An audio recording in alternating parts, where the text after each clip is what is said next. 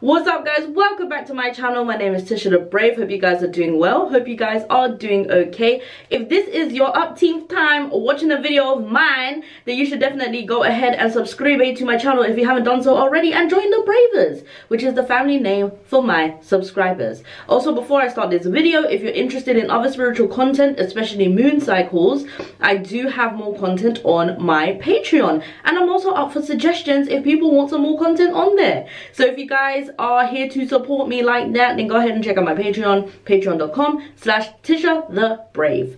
Let's get into the actual video. Okay, so today I'm here to talk to you about twin flames, and the reason I decided to make this video is because a lot of people get it wrong. Twin flames are not necessarily your soulmates. They are not necessarily the people you're going to marry. They're not necessarily the people who you're going to spend the rest of your life with. No. Your twin flame is a person that you're in a relationship with. It could be any type of relationship. It usually happens with friendship, where you learn from one another because you see yourself in them. So in these relationships, oftentimes you are seeing each other almost like a mirror. So in your lifetime, you may have a couple of twin flames. It doesn't mean that you have to have just the one. I myself, at 28 years old, going on to 29, last year in my 20s, oh my god.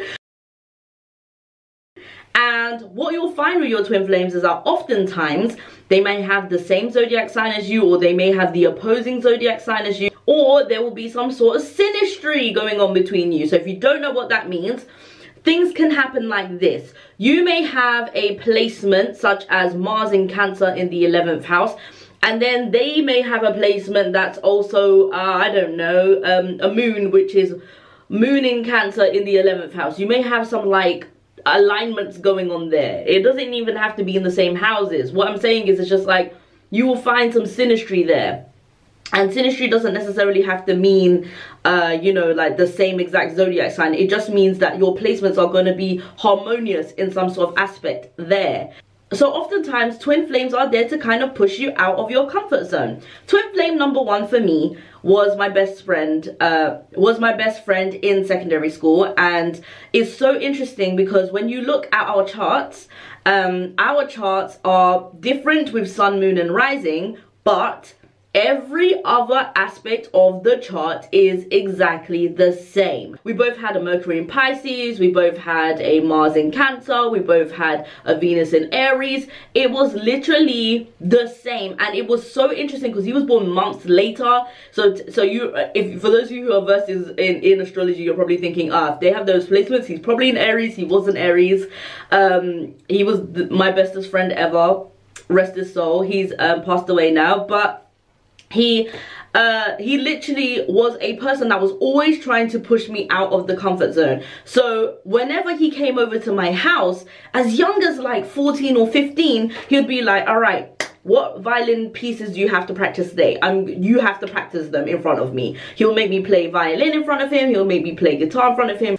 Just so you know, my family are musical. I grew up a musician. I play a lot of instruments. He always used to make me practice in front of him, always. And he'd always tell me off, not like he's an expert in music or anything, but what he would do is try to push me out of the comfort zone.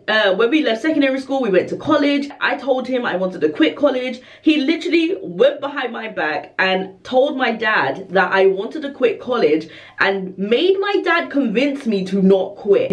If it wasn't for him, I would have had to have done a whole foundation degree in university before I could go ahead and get my BA. So he actually helped me in the long run, and I'm so you know, I get sad that he didn't get to see me graduate, but at the same time, you know, we can't plan life, and I'm grateful for the moments I did have with him. But your twin flame also pushes you out of your comfort zone half the time, and makes you recognize that you are bigger and better than what you are. At the same time, your twin flame relationship could be a little bit toxic. Not to say it's always all bad, but there could be aspects that you're actually seeing in your twin flame. Because you recognize that as yourself, sometimes you're a bit lenient with what you're supposed to do to help the other person grow. Instead, you are enabling behavior.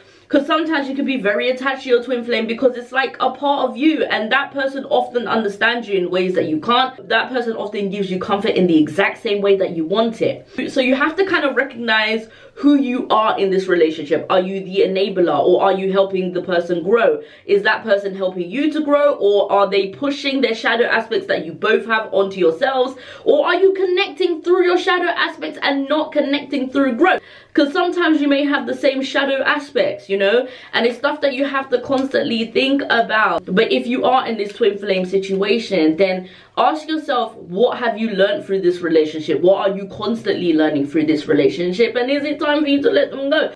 Because sometimes these toxic relationships are just highlighting who you are and how you cope through life, and sometimes it's a wake-up call. Some of these relationships are wake-up calls. Otherwise, some of them are really great, but some of them are wake-up calls. Actually, most of them will be wake-up calls, because again, you're learning and growing in these relationships. That's what you're supposed to be doing. So even if it means cutting them off, if it means that you're growing because you understand that those are shadow aspects you have to leave behind, and this person's not ready to do that, then it is maybe time for you to kind of like deviate away from them, you know? It is what it is. So now that you know this information, how are you now going to navigate through this twin flame relationship? That is totally up to you. You can have an amazing, great twin flame relationship like I currently do with another friend of mine, and we learn and grow from each other.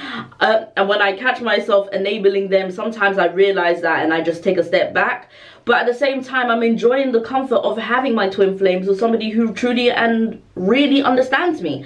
And you know, you can marry, you know, you can be in a relationship with your twin flame. You can be married, I guess, to your twin flame. But just understand that ultimately this relationship is to show a reflection of you, to show you a way to grow and to get out of it. And I don't believe that everybody in this lifetime will probably have a twin flame, but everybody meets people generally who are going to help them learn and grow. I always say this, if you haven't watched this video before where I talk about why you are born into the zodiac sign you are born in, I'll put that link up here. Because ultimately life is about finding out who you are and finding out your talents and then giving them away to help humanity.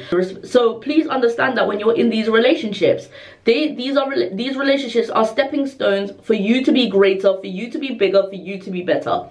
So just be mindful of that, alright? My name is TishaTheBrave. If you guys enjoyed this video, don't forget to like, share, and subscribe to my channel. What the hell are you waiting for? I'll see you guys in the next video. I love you guys so much. Bye, bye, bye, bye, bye.